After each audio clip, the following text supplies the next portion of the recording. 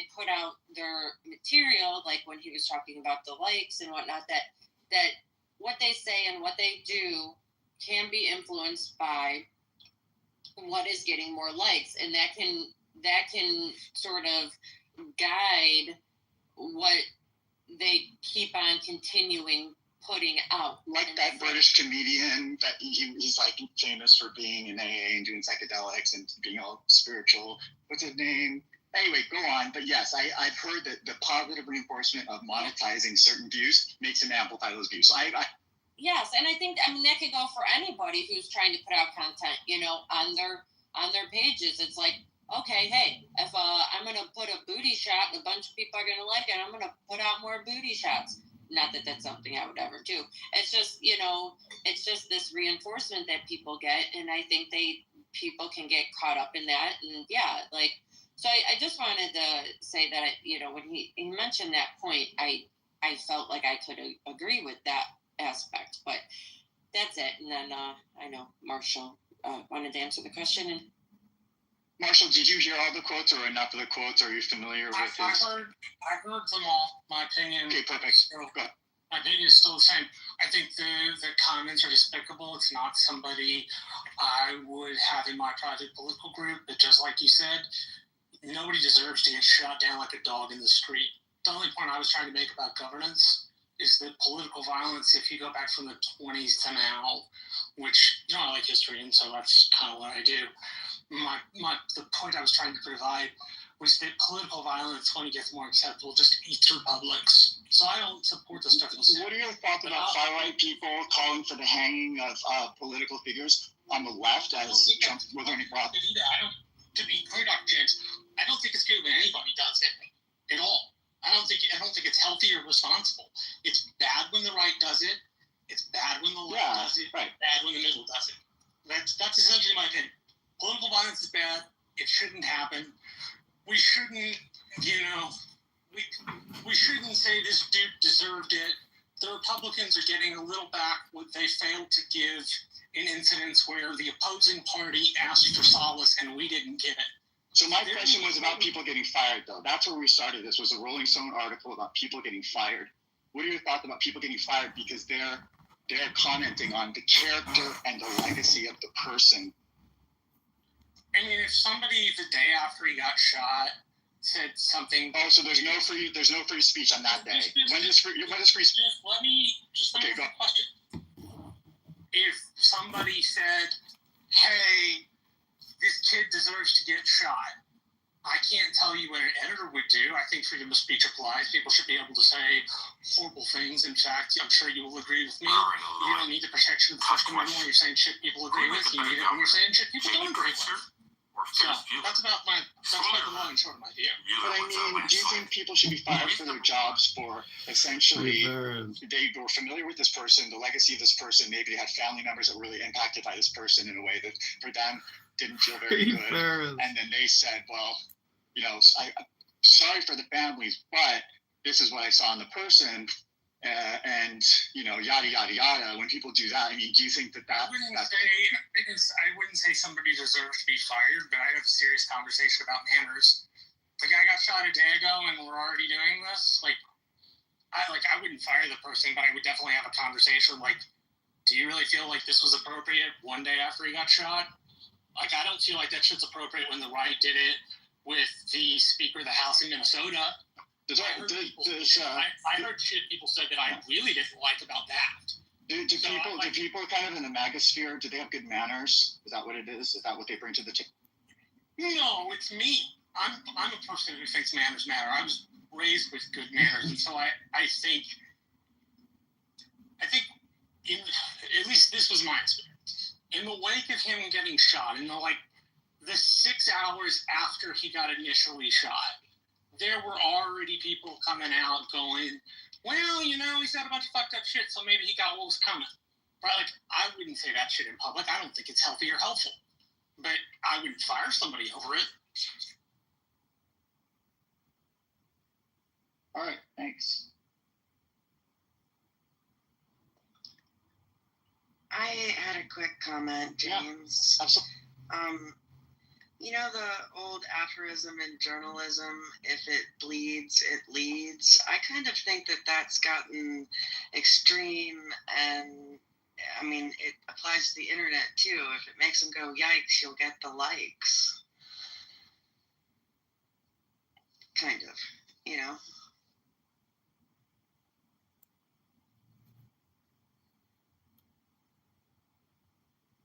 Look, today feels like I'm putting you all on the hot seat a little bit, and I am, but it's really kind of more meant to kind of just sort of melt through into some kind of coherent. I'm looking for what do people really believe and feel about these things. I mean, I'm really interested, and maybe I'm going to come off a little spicy right now. Just my mood. You know, I love you a bit as far as I'm concerned. And David, you're up. Speaking of spice.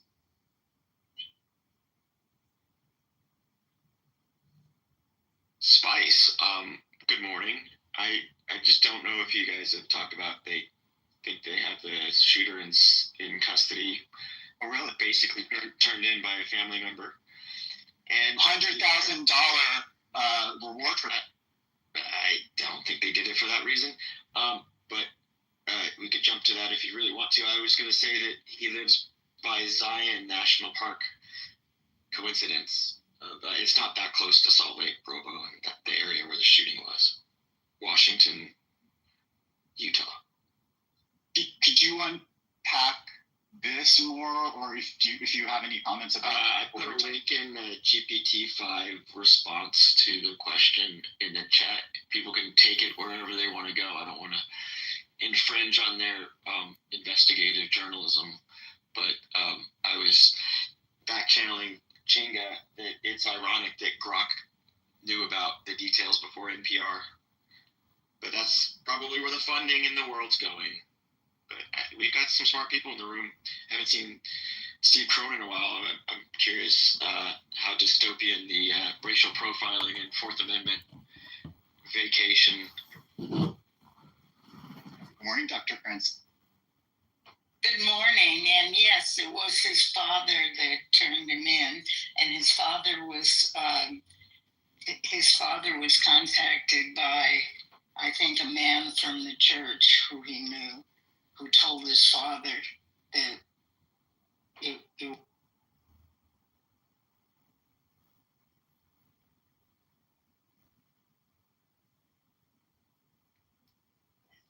Did you know about the $100,000 reward for any information that led to yeah, sure. You know, and if I mean, would I turn my kid in for $100,000?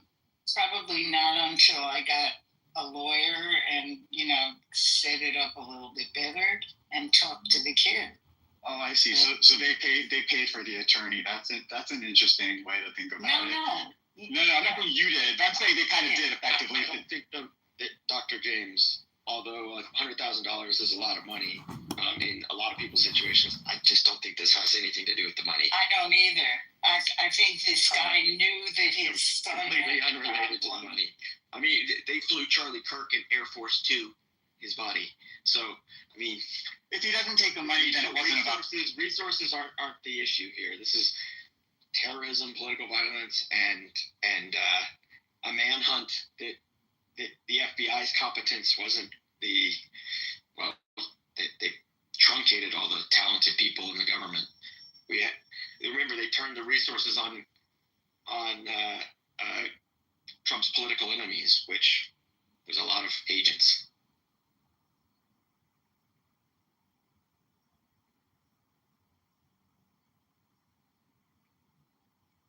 Anyway, I mean, yes, $100,000 is a lot of money. I doubt it even gets paid out, knowing that this administration, like, who are they going to pay it to?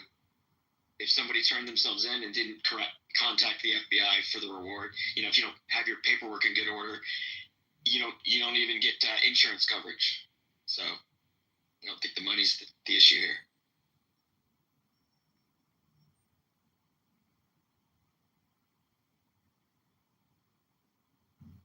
seems like this person was really important to a lot of people, and yet I still don't understand why, except if he was just a popular influencer that people are just making a big kind of thing about. At least on the political scene, it's because he organized and ran one of the largest grassroots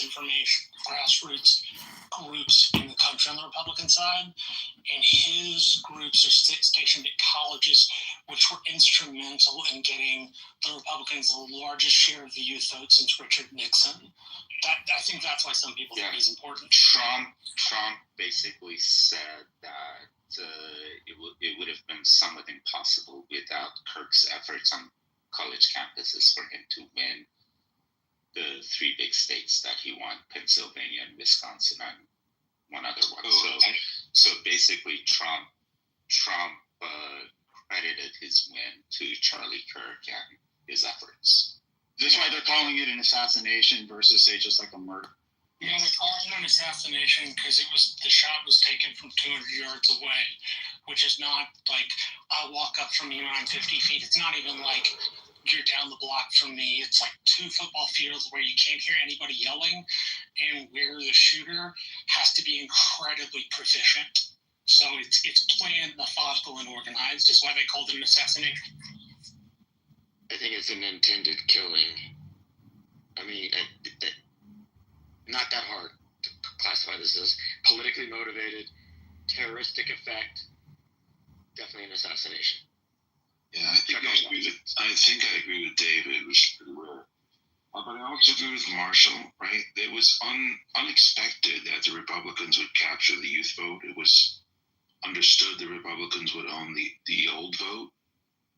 But to capture the youth vote was a surprise. Now, there's one other thing Marshall didn't say, which I think might reflect his prominence, and that is that the single largest predictor of whether you vote Republican or Democrat in the last election is no longer race, but whether or not you have taken on student debt.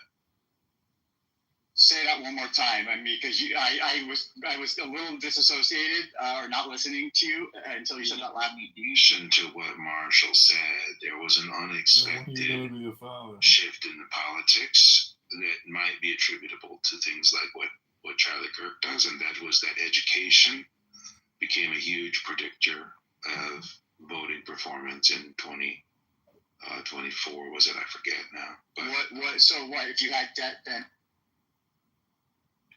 Oh no! Just basically, if you went to school, if you went to school, you had one particular politic, and if you didn't, you had another, and that was greatly magnified in this most recent election. Can you put your source for that? Just not that I don't believe. Oh yeah, that I can do. Because I just wanted the specifics. You said took on debt, and there's a difference between those that may have taken it on and still have it versus those that took it on and made it off. This is not really. No, I'm just using that. It was a premise of your conclusion. So better. No, it's just a basket attribute, right? Okay, Benjamin's basket. No, he's basket weaving. No, he's basket weaving. He's not willing to sort of land his point in actual round. I just didn't know what the specifics were. I'm not trying to pick a fight. Just there's a difference between taking on debt and still having it 20 years later, 15 years. He's trying to say more educated people vote more to the left, and less educated people vote more to the right. That's what he's trying to say. So, well, you can say education because Charlie could have dropped out of community college. I know. What? How much of this education? What is he talking about? What's the debt? I like to dig into details. I think because it should be near and dear to Benjamin's heart because I want to see the data. Listen, we had a good conversation, Benjamin. But if you're going to kind of do that, you're welcome. Obviously, totally welcome here. It's just people may react to it. That's fine. I think the thing that happened in the exit polls, the question asked was like whether you have a college education or not, right? And that question seemed to be more important in this last election than it has been in the past. So you're saying that him politicking at the schools, that was how he had a real impact on I think that what he is doing is he is. It doesn't matter. It's anonymous. Areas in which academia is weak. He doesn't have any block. Amplifying those weaknesses so that people are aware of them. I think there's more of of course, but it's a new account, so he hasn't blocked the new account. And he wouldn't know what the new account is anyways because in the past, does he have plus? Yeah, he does have plus. I have to view his profile, and then he would have to view who viewed him, and then figure out who I am. Who's your opinion? Did you hear? I'm saying that's a perception that Charlie has. Did you hear yesterday that woman and other people losing their shit also in the Facebook chat? I was getting screenshots of the Facebook chat. I know. And can you tell me which weakness in academia was being shown to us with all those foul? See, I think I have some Democratic, Can you make that connection now? I think that it's the Marxism, right? When you get to Marxism, the postmodernism, the neo-Marxism. Women should stay home, and what are you doing, having an opinion and shit like that. All that stuff that Dr. James read. Yeah, are you now saying that Marxism is for women's equality, and because Marxism is bad, then women's equality is bad, and women should be subjugated to the will of their husbands? Is that your position? It's not my position. I think please jive your position that he was bringing up criticism of academia with the words that Dr. James read that he spouted. So sure. So let's take a classic paper that has been pointed out in the past. I've used it. Like Charlie Kirk? Can you be specific here? Because we're not grounding this with Charlie Kirk's views. So we're grounding him with your views. I don't want your views, Benjamin. We know that. We're familiar with you. People. I want you, Benjamin, to jive Charlie Kirk, his words, with you, Benjamin, your opinion. I'm not talking about anybody else's paper. I don't care about anybody else's paper. I just want you to jive Charlie Kirk's words with your view that he was attacking Marxism in academia because academia is weak. Go ahead. Yeah, so there's a Marxist thread within academia that drives through group narratives, group positioning, this group versus that group. Marx fundamentally was that there was a conflict between two groups of people, the workers and the owners of corporations. I'm sorry, was my question that incomprehensible that this is the answer that comes back? I thought my question was very simple. And this dialogue of pitting one group of people versus another group of people is sometimes like replicated in racial relationships, replicated in gender relationships, replicated in special gender relationships, etc., right? It becomes a this versus that. And we're not talking about so Republicans. What are you talking about? Conservatives are Marxists because this narrative of pitting people against each other is now being done by the Republicans and Trumpists. Has always been done. They've always pitted blacks and whites against each other. So are you telling me that the Republican Party has always been a Marxist institution? Well, let's be a little more basic than that. You know, this university is in Orem, Utah. That's a very, very conservative part of the country and very heavily influenced by the Mormon Church. And it's hard to believe that this was a Marxist infused college campus. Of all the college campuses in the United States, this would be the least likely to be Marxist. That may well be, but one of the things that Charlie... Can we just put it on a regular basis? Benjamin, real quick. This was the starting point, the first stop on the Turning Point campus tour for the fall. It was tour stop on the T-shirt, band appearance number 1. That's why it was hit. He lives in Utah. Let's put a little. I mean, I'm not doing the investigation here, guys, but let's not pull from the entire Easter basket here. Look, Charlie Kirk would do this sort of thing. He'd go on campus and he'd ask the students what their thoughts were on a variety of things, like, can men have babies? And then the students would give answers that they've obviously been indoctrinated to give in their classroom, and show that their answers are completely ridiculous, inconsistent, baffling, and completely out of the mainstream, right? The mainstream of America does not believe that men can have babies. Yeah, the mainstream of America believes that women should be subjugated to their husbands. Is that what you're saying? That's not what I'm saying. But when you have somebody showing you, I asked you to jive your opinion with what Charlie Kirk said. And now you're telling me that he was saying the things he was saying in order to attack the mainstream stuff in the culture. And so, according to you and according to him, women being subjugated to their husband is a mainstream ideology, then that has to be reinstated into college campuses, correct? I mean, all I did was I took your words and I made a syllogism out of it.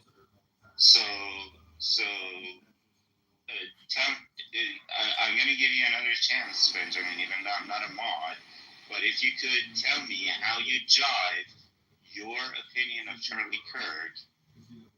Dr. James, I was under the impression this wasn't going to be a debate room, but I feel like it's not a debate room, but we're just asking you for your opinion and or your position, and I think what Sam is doing is fair. It's just a question.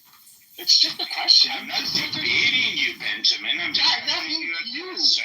It's not a debate. I mean, really, it's the opposite. It's curiosity. He's trying to understand where you have no idea what my argument is. I'm just asking you to make an argument before I can even consider whether I can counter it or not. Or even just give you his position. It doesn't have to be an argument. Just give you, you're asking a question. Yeah. Okay. So, look, I just wanted to add something to what Marshall said. Marshall said something I think that was. No. Okay, listen. I'm going to do this thing. I'm going to do the thing where I'm the mod. Blah blah blah. No, you can either answer Sam's question, or we have new people on stage that I want to. The only answer I have to Sam's question is that I think he's constructing a straw man. I never said that women should be subjugated to their husbands. Okay, you just entered a debate. You said straw man. We don't want to do that. Okay. It's fine. He doesn't want to answer. Yeah, okay. It's fine, yes. Good morning, Chinga. He doesn't. Fine. I totally respect that, Benjamin. Hey, Chinga. Good morning. How are you?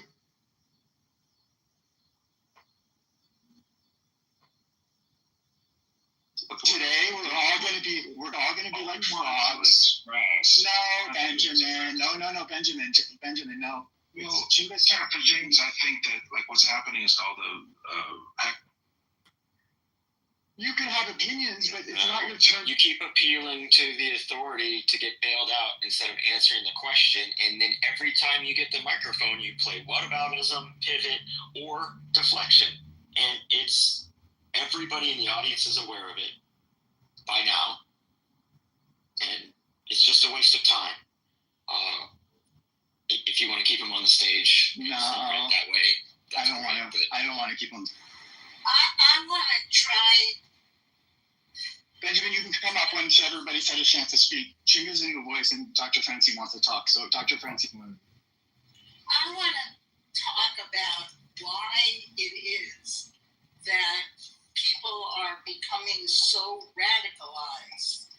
You know, the conversation, I happened to see the moment when Charlie Kirk was shot, and the conversation was about whether there were how many trans mass shooters there were, and the person who was asking the question was trying to elicit from Charlie Kirk, I think, because of course I can't really tell.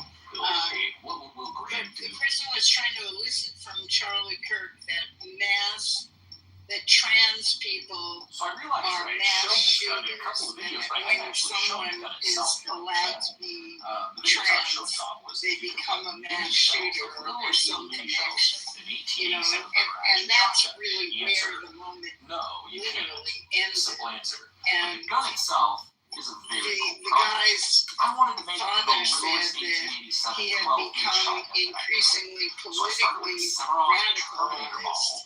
And we don't even know in which direction he became radicalized. Or in the murder direction. We know that. We know in the murder. Well, that's radicalized. No, that's becoming an assassin. I mean, that's... Yeah, we don't know any... We don't know why he became radicalized. And as long as we continue dividing ourselves into left and right, we will never solve this. Well, he was apprehended alive, so we're going to solve this. We actually will get to solve this problem because he's going to get to go to court. I mean, unless he gets muzzled, I don't know. You think that's what's... I don't think he'll be muzzled, but I think, they'll give him a tranquilizer or something. I don't know. It depends on how he behaves. What I mean is... And that's suicide. He could, you're right. That's right. He could, air quotes, commit suicide. You're right. Or he could literally commit suicide.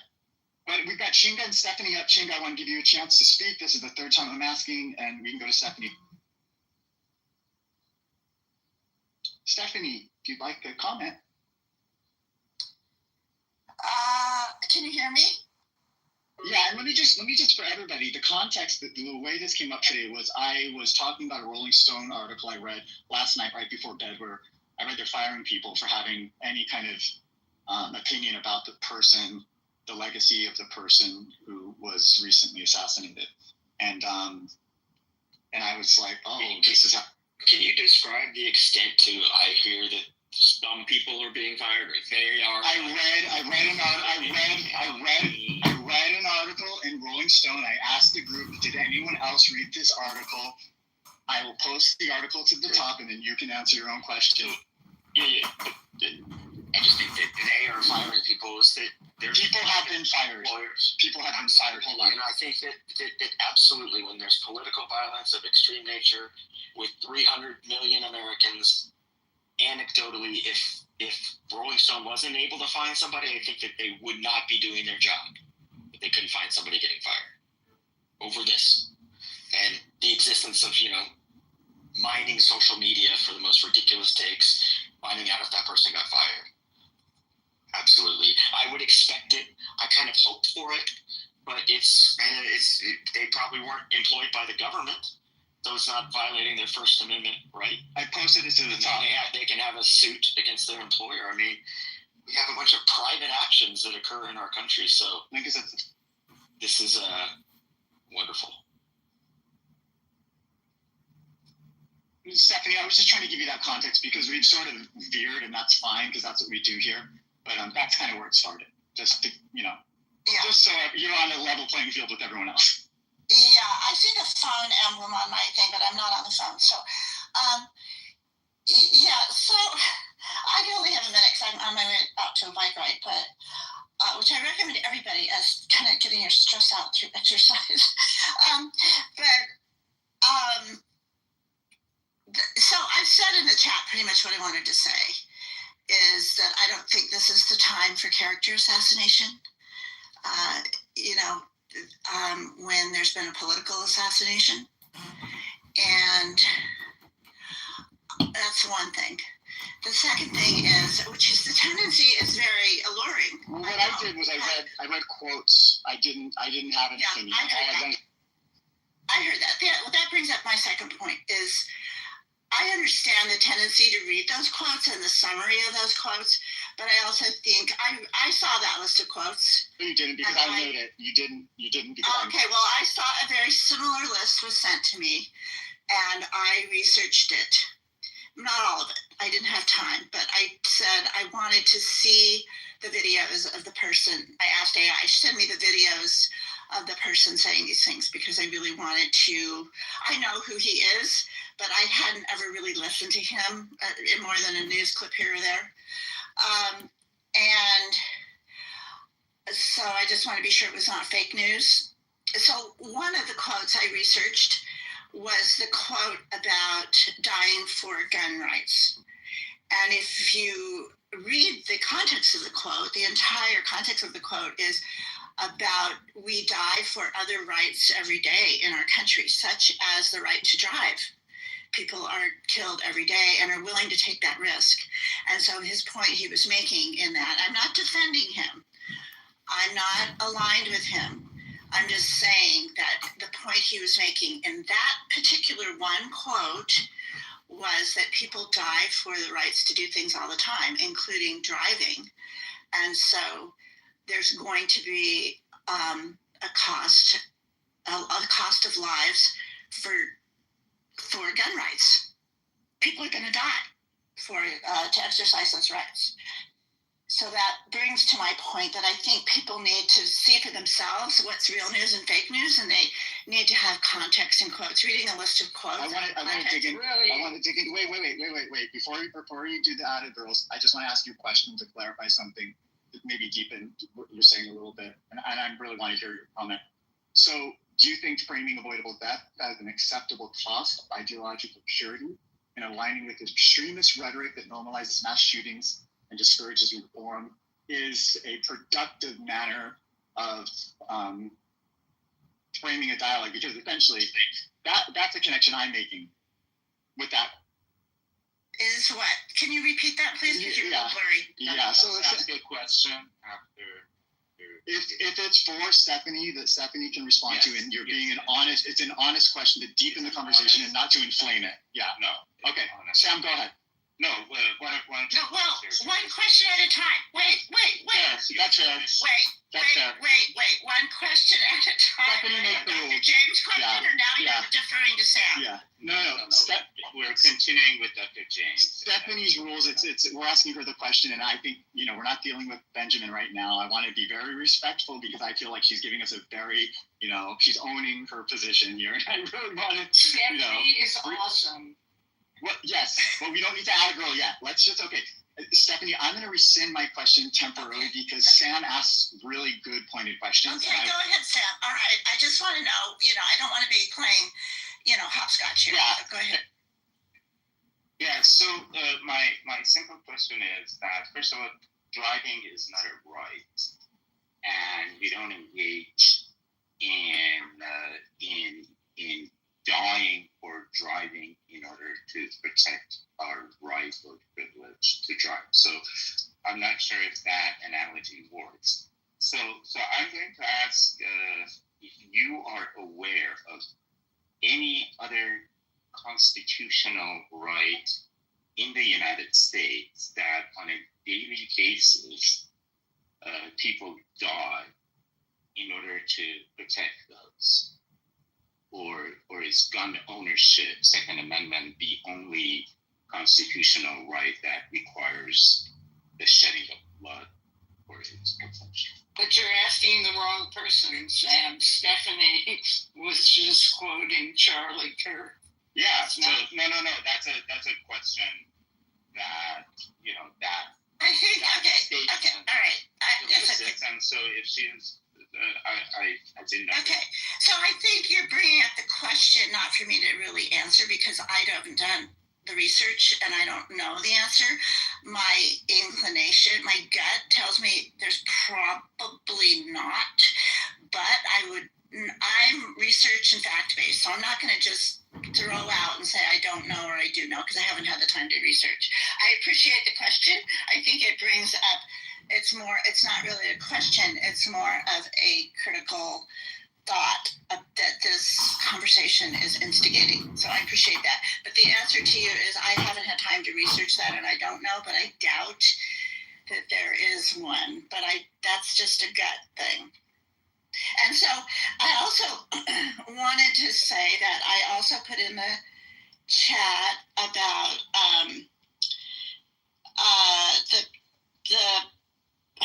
the campaign called Unfuck America by a political operative on the progressive side who would go around to the Charlie Kirk campus talks, and they would try to get in. They weren't always let in because they were an organized campaign, and they would bring in other kinds of, podcasters, streamers, etc., that could conduct themselves much the way Charlie Kirk does in terms of fluidity, being quick thinking on their feet, smart, but on the left side. And they bring them in and try to get their people in the debate room, because in certain universities or certain contexts, he would be sitting in a more intimate setting inside a building with a table in the middle, and then the person coming out to debate him would sit there, and it would be a longer conversation, not just a one-off question like we saw in Utah. And so they would try to get their people in there to have more of an equal footing in debating the issues. So I just wanted to put that in there to say, and she's kind of controversial. I mean, she has her critics. She organizes it. She doesn't do the debating, but she organizes it and finds the people to debate. Found the people to debate him. But I just wanted to, I think it's important to know that there are other stuff going on. And I'm not saying that they were as inflammatory as he is or was, but they would give him a run for his money. And it got to the point where Turning Point started to try to not allow them into the events. So they would have to kind of sneak in and get tickets surreptitiously. But anyway, so that's, I don't, and regarding the firing, I believe it was NBC or CBS analyst was fired. I haven't read the article, but I believe I heard yesterday that a CBS or NBC analyst was fired because of their response. And, Matthew Dowd, that's right. And I don't know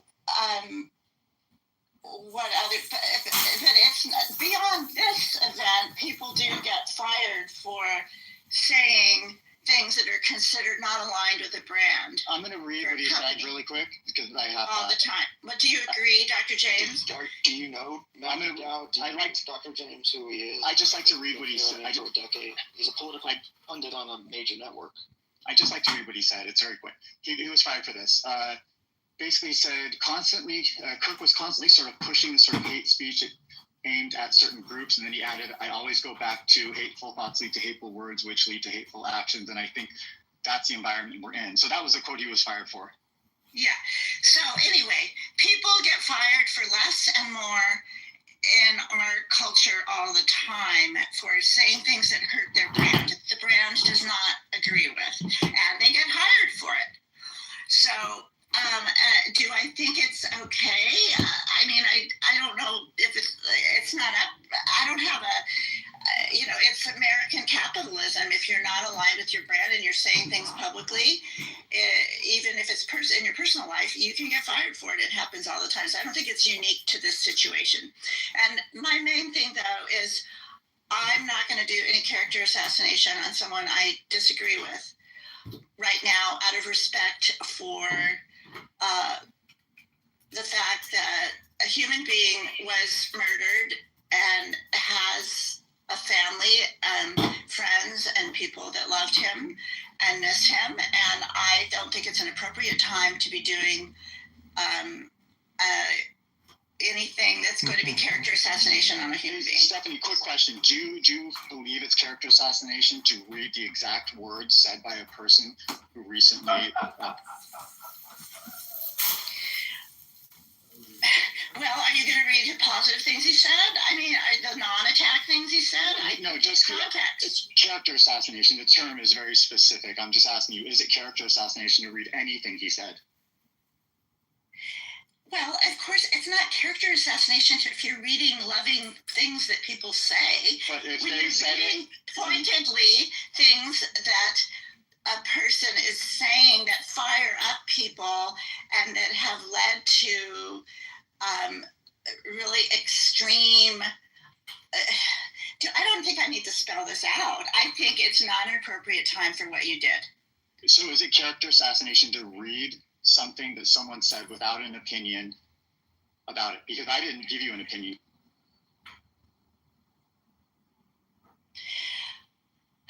You don't have to give an opinion to trigger people. Is it character assassination? I don't know. I mean, are you going to get... I mean, I don't know. I would lean towards yes, but that's a leaning towards yes. I don't think you're opening it up, and I feel like it's baiting people. Well, and it's clear from what people have been saying here that it's... Would you be willing to read us a bunch of very wonderful things that he said? I don't have that list, and I'm going on a bike ride. I just responded because you invited me up for a few minutes, and I just feel as if we all need to bring the temperature down up, 20 or 30 degrees here. So I think I understand, what's going on in our society and why we're having a lot of these conversations right now. You review a history of someone's life when they pass away, if they're prominent. It's normal.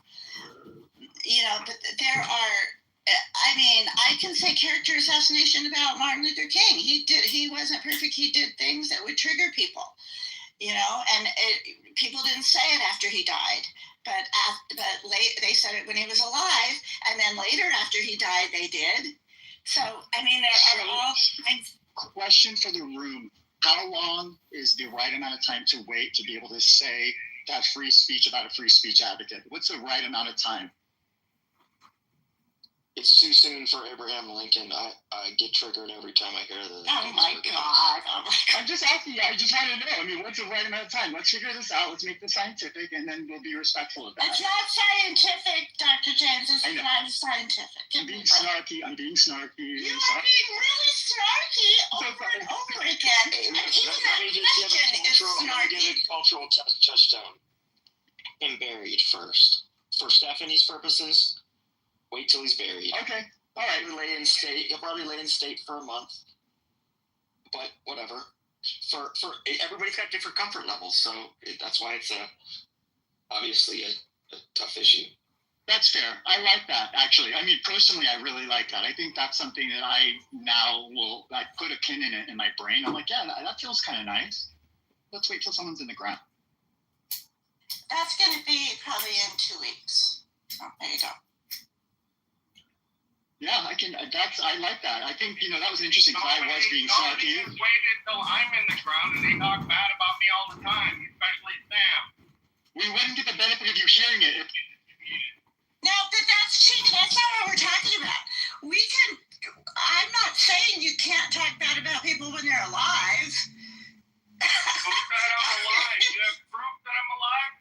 No, I don't have proof that you're alive. You're not being fake news. You are fake news. You're potentially... Boy, if I had to wait till people are dead... Sam, you're up. No, you're up. No, I was just saying I would have to, shut up forever because I only talk bad about white people. How can I wait until, like Chinga, like Benjamin, if I have to wait until they're under the ground, it's like, I'm going to die of boredom. Sam, I want to make out with you right now.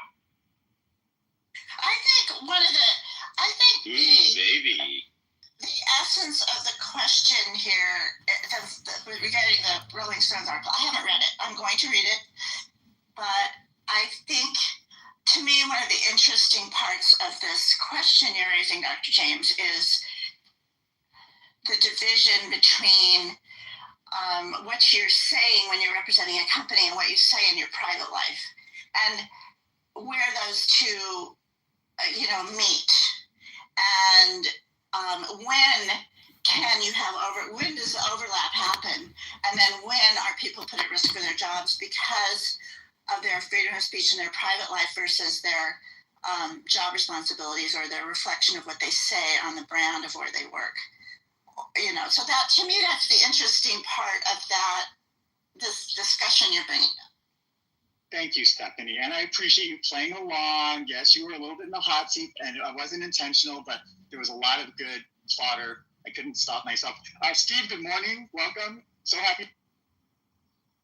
Hey, good to see you. Look, I would say with regard to this whole conversation about the assassination of Charlie Kirk and his views, the idea that this is a moral question, I think, is absurd. I mean, this is like having a moral discussion about putting your elbows on the table during dinner or spitting in public. I mean, these are not things that have an ethical component to them. There is no ethical component. This is just a question of individuals' mores and taste and, appetite for conflict. This has nothing to do with morality. Some people don't feel comfortable talking about Charlie Kirk's repugnant views at this moment because he was just assassinated, and that's completely understandable. Other people feel it's very important to talk about them, and that's understandable. The idea that there's a right or wrong answer on some ethical dimension is ridiculous. How about the firings, like in this particular case? Would you frame it the way kind of David and others framed it with? It's just he said something off-brand. So firings bring us into a legal dimension, right? Which again is not ethical either, right? I mean, when you're in an employment relationship, now you're talking about a legal relationship. Employees have certain protections in certain states, not in others. They may have constitutional protections of their public employees, and those are the considerations everyone was talking about. No one was talking about the ethical consideration, right? Put aside this situation, just any situation in which an employer has the legal right to fire an employee. Does that answer the question about whether it's the right thing to do? Well, of course not. The two are loosely related, but they're just different questions. So if you're asking the question, do they have the legal right to fire someone? Well, whatever, we can do the legal analysis. Is that really very interesting? If you're asking the question, is it the right thing to do? Well, that's a more complicated That was a complicated question I was leaning into. Maybe not the right versus wrong, but more the question of, just kind of, I wanted to simmer in that a little bit and talk about that a little bit. And in particular, just really quick, because something in the article that I read was really quick. The irony of this termination and slew of similar firings over the past 24 hours is that Kirk and Turning Point USA, the conservative youth group he co-founded, branded themselves as the ultimate defenders of free speech in a June debate at Oxford Union during a tour of the UK, in which he condemned the country for its totalitarian censorship of its citizens. He argued you should just be allowed to say outrageous things. Last year, Kirk posted that hate speech does not exist legally in America. There's open speech, there's close speech, there's evil speech, and all of it is protected by the First Amendment to keep America free. So it was kind of like the firings and the tape that Rolling Stone was taking on it. I thought, that'd be kind of interesting dialogue. I mean, the biggest Jew fucking do it. Aside from sort of the obvious conversations people are having right now. What do you think? I mean, look, my honest reaction to that is they're all on the same team. It's really irrelevant, right? If you really think about it, whether the gentleman at MSNBC was fired for saying something in connection with Charlie Kirk, who had some opinions about the First Amendment, or somebody else who never said a word about the First Amendment. They just gave Donald Trump's campaign like $100 million, right? There's a certain irony there, right? But it's relevant, right? Whether he should have been fired has nothing to do was whether Charlie Kirk cared about the First Amendment. Of them being super It's united, really when you know just that they're the biggest monolith. To me, it's just a soundbite. It's just an angle for an article. That's the point. It has nothing to do This is the with point. the potentially serious question about whether MSNBC did the right thing by firing this guy. I just don't think it's just drawing a parallel because it makes good reading, not because it informs the answer to the question. It doesn't. It's irrelevant. Thank you for that. And the scale is a bunch of these teachers are put on because they have contracts. Teachers have contracts. They can't fire them. They put them on suspension and things like that. So I'm not saying that Rolling Stone needs to sell magazines or anything, but losing is doing a lot of work as a verb in that headline. That's fair. And, this wouldn't be Let's Walk Together if I didn't say this is Let's Walk Together. We've talked about this or anything you want at any time. If you're up here, it's just honor system, be kind, be maybe a little gentle. So today has been lacking in, I think, a little gentleness. Keep it classy, borderline classy today. And then, did anybody see any surveillance videos or photos, anything looking like a long rifle that would be like, not breaking down? Like a Ruger or whatever kind of weapon that was. It's like 47 inches long. You can't put that in your pants. And what about that limp they were saying he was walking? You can't. He jumped off the roof. Before he jumped on the roof, when he was walking to the event, before the event happened, I saw a video where he's limp. Put it in the chat. I haven't seen it. No description. 40. I mean, it should go up to beyond your waist. It wouldn't hinge at the knee. So let's see, maybe, but just details to follow, but questions to ask. I mean, what are the craziest conspiracies about this that you've heard? Because I've heard some real Oh, I don't want to spread those. That's not what. Okay. Let's not. I mean, you already put your top link is a Rolling Stone article, for fuck's sake. You're right. I'm like, this is really lowest common denominator. Okay, so we're going to take that down now. Pop culture as a source. That's fair. I take that critique. I also take the critique that I was being a bit inflammatory earlier as well. It's fair. I think it's all fair. I mean, it's not the general character of the room or the intent here. I just, I couldn't help.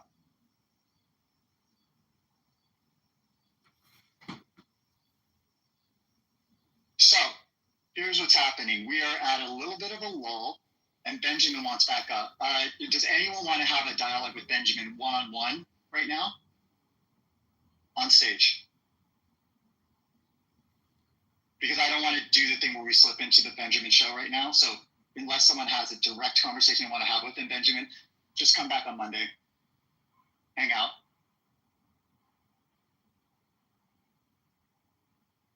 Okay, let's try. Here we go. I'm going to try it against my better judgment. Let's see how it goes. Benjamin, welcome. What would you like to say? John Malincrot. John Hoover Malincrot. Well, I'm not going to let Benjamin just be up here and, without somebody to correct. Thank you. So John and Romero G. Benjamin. I'm here. Yeah, John, you missed Sam. There is a replay. Sam was doing a good job, and I tried. But Benjamin said something I said was somewhat off the short bus or something. I can't remember what the compliment was. Well, it sounded like there'd been an incident. I just got it. It started good, though. I mean, it started. Let's try it. Let's talk about quantum healing. If Benjamin's on stage, there's an incident. Okay, so let's do this. John, you're up first. Romero, you're up next. And let's try to keep the conversation classy. Let's not do what I did with the interrogation. Let's just try to have a chat. All right, I won't talk if you want it to be. No, Sam, only Sam. Sam and Steve, the attorneys, the licensed, attorneys in the room, they can interrogate. Well, I don't really have anything really to add. I just I've finished preparing my bite. My bite of physics. It starts in half an hour. So I thought I would test out my club deck connection with you guys and hang out for a little while. Did you say 9:30, John? Pacific time? 9:30. Yeah. Perfect. Then we're going to definitely close down before. Yeah, that's right. At the bottom of the hour, I think they say.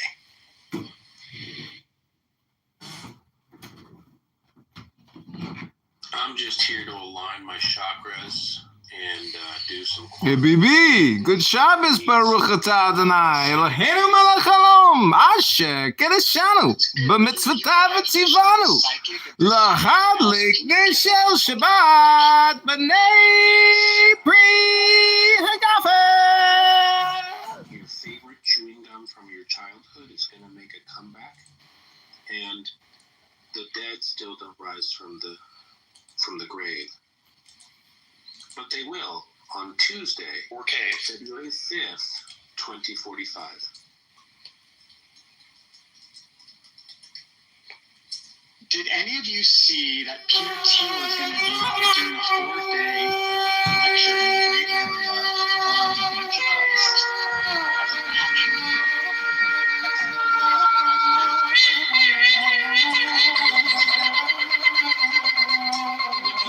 Did you see the interview this Christian podcast interview was do you want the human race to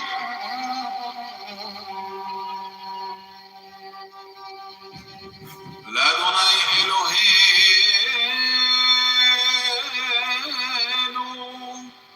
הרחמים והסליחות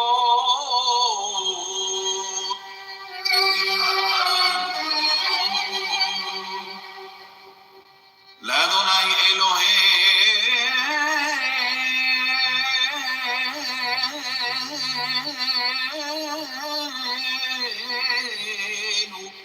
הרחמים והסליחות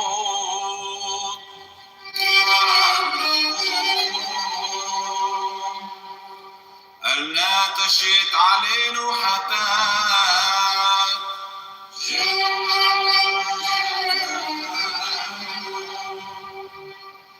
חטאנו צורי